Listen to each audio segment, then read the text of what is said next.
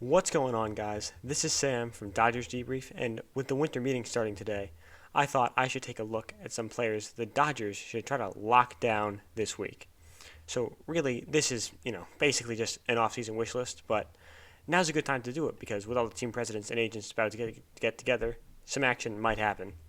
So, although nobody really actually knows whether this year's winter meetings will be actually hold any action because they're virtual, and also because a lot of MLB analysts expect the market to be somewhat barren, although it's actually been better than expected so far. Fewer players than expected were non-tendered, and starting pitchers in particular have received more money than was predicted. And also, GMs don't know whether or not the designated hitter will be in the NL in 2021, which affects the market for players like Marcell Ozuna and maybe even Justin Turner. Either way, I'd imagine some signings will take place at least, and the market will at least begin to formulate and kind of set up the rest of the offseason. So the Dodgers aren't generally super active at the winter meetings, but last year they actually signed reliever Blake Trinan to a one-year, $10 million deal. Great move, as we all saw in the World Series. And they did offer Garrett Cole a $300 million deal, but the Yankees outbid them by about a year and I think $25 million or so. Basically, again, we have no idea if there'll be any action from the Dodgers or any teams, but let's get into some of the things that at least I would like to see them do. Regardless of that, Andrew Friedman has identified the Dodgers' needs as an impactful right-handed bat and diversifying and deepening the bullpen. So, it's basically what the Dodgers try to do every year.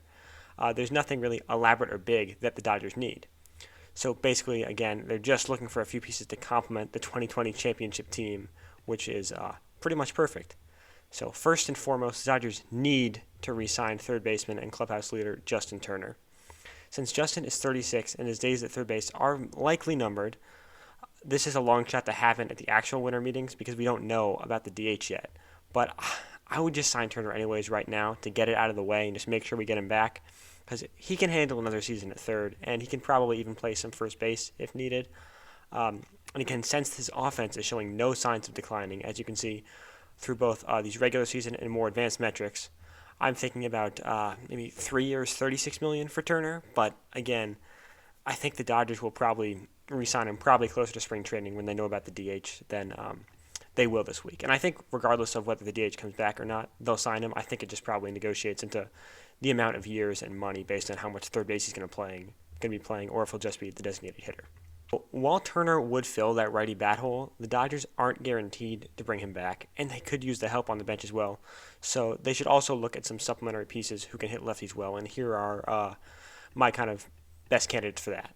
So my first choice would be to re-sign super utility man Kike Hernandez. And I know, this may be controversial, but I really think he's a key part of this team in that he can play elite defense at any spot on the diamond, especially at second base and shortstop when we need him. I believe he graded out as the best defensive second baseman in the majors, but I need to check that. And he also won Bill James's Fielding Bible Awards for multi-positional fielder.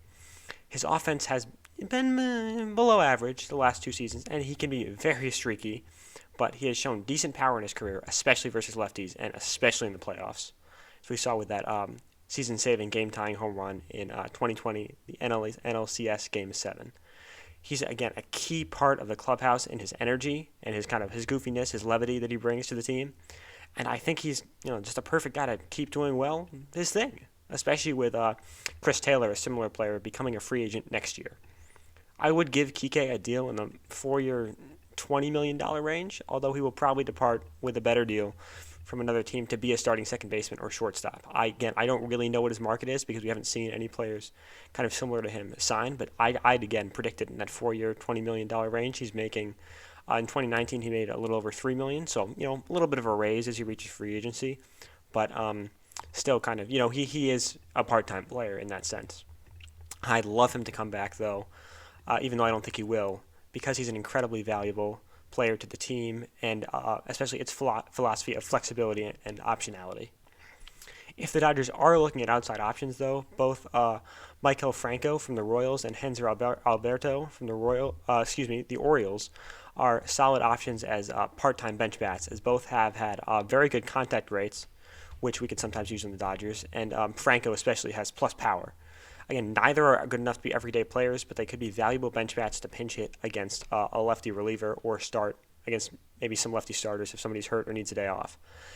Similarly, Adam Duvall from the Braves is another possibility after he was non-tendered, after he had a breakout offensive season in which he hit 16 home runs. Although most of those did come in September, so it's a little suspect. But he's basically a righty Jock Peterson. But again, I don't think he's a great fit for the Dodgers, but I wouldn't be shocked because they do need a right-handed bat. But as I was saying, there isn't really a spot for him to play in the outfield with Pollock in left field, who's a very similar player. And I think unless the DH comes, there's no chance of this. But with the DH, I think there's a possibility. So with regards to the bullpen, the Dodgers have lost key pieces, Blake Trinan and Pedro Baez, to free agency, as well as losing middle relievers Jake McGee and Alex Wood. I'd like the Dodgers to, re-sign all of them because they all showed they can be effective relievers, especially in the playoffs. But the priority has to go to Trinan and Baez, who are both very good.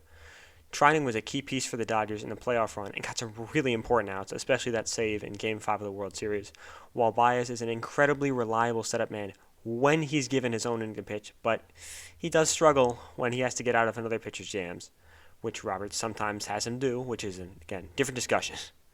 I'd give both of them a deal around 2 years, $22 million. Maybe you can add a third year to that, but I'd probably want to decrease the annual salary then because they're both 32. And the Dodgers probably wouldn't hand out a 3-year contract to a 32-year-old relievers anyways, because they're very stingy with that, and especially about age and pitchers. And we saw that didn't go so great with Joe Kelly, who was in a similar situation. However, I would really like to see both come back, and along with Bruce Gratterall and Victor Gonzalez, be setup guys for closer Kenley Jansen. I'd give Alex Wood and Jake McGee each a 1-year deal if they wanted to build up value. And it's feasible that could happen because the relief market is so deep and they're not near the top of it in terms of value. But again, I'm still expecting them, kind of like Kike, to go sign with another team that needs them more than the Dodgers. Because the Dodgers don't really need them. No offense to them. We're just a very deep team. Again, if we're looking at outside options, the most obvious pick is former Oakland A's closer Liam Hendriks, who I know a lot of Dodgers fans wants, me included.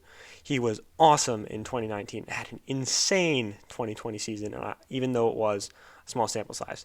His StatCast percentiles are great, and his other stats were otherworldly, as he pitched to a 1.78 ERA, 1.14 FIP, and a 0.671 WHIP, and an astonishing, I couldn't even believe this when I first saw it, 12.33 walk to strikeout ratio. Strikeout to walk ratio. That would be horrible. A 12.33 strikeout to walk ratio. Granted, it is a small sample size, as I said. It's only a 60-game season. But these numbers are only a little bit better than his from 2019, suggesting that it's probably not a fluke, and there would be not very much regression were he to play a full season. The only issue here is that Hendriks is 31, and the Dodgers are reluctant to giving big contracts to old relievers, as I mentioned earlier. But I think I would offer him something around 3 years, $40 million or so, maybe a little over, a little less, kind of depending on the market and other offers he gets. But again, a desperate team could easily offer him a 5 or 6 year deal, so I wouldn't count on him coming to LA. But I also wouldn't count it out as a possibility either. And I think he is a very good fit. I would love him to come to the team. But I don't know how realistic it is, again, because some other team might want him and pay him more, and Friedman might just kind of back out of that. Some other possible relief options are Alex Colomé and his 0.84 ERA as a closer for the White Sox this season. Indians closer Brad Hand and his 16 saves. I know a lot of Dodgers fans wanted him claimed off waivers, which would have been paying him a $10 million contract. So clearly, since no team claimed him, the market values him as not worth $10 million, at least in this current financial state where teams have been affected by the pandemic. So we'll see what happens with that. I know the Mets were interested. I heard the Giants were interested as well. So we'll see. But I did hear the Dodgers were interested if they don't re-sign Blake Trinan. So we'll see how that goes. I think I'd want Trinan instead, but I'd have to look into that more. And, also maybe the Dodgers could take a flyer on former Padres closer Kirby Yates. But I think he's a little bit too risky because he just had surgery and missed a lot of time. Usually the Dodgers like to get someone, at least from another team, who didn't just have surgery, like they did with Corey Knebel, where he came back and pitched another season, so they know he's fully healthy before acquiring him. Speaking of the Padres, Trevor Rosenthal, the closer they traded for after Yates got hurt, they got Rosenthal from the Royals, I believe. Rosenthal is a possibility to sign with the Dodgers, but I would bet San Diego wants him more. And he is 30 and has injury history, while he also did overperform in 2020 compared to the rest of his career. That success was real, though, as you can see from his peripheral statistics. So it is a possibility the Dodgers could offer him a 2 to 3 year deal, and I would not be opposed to that at all. I think, he throws really hard. He's got a good curveball. I think it could be a good fit. Similarly with Hendricks, though, again, another more desperate team, like the Padres, might offer him a bigger contract. So those are that's my Dodgers offseason wish list, especially, I guess, in time for the winter meetings. If you enjoyed the video, please like, subscribe, hit the notification bell. Again, if you want to hear about the Corey Knebel trade, which kind of relates to this, actually, I wrote about that in my blog, which is linked in the description below. Thank you so much for watching. If you have any suggestions or have any ideas about who you want to see the Dodgers pick up in the offseason or at the winter meetings, let me know in the comments below. And I will see you guys in the next video.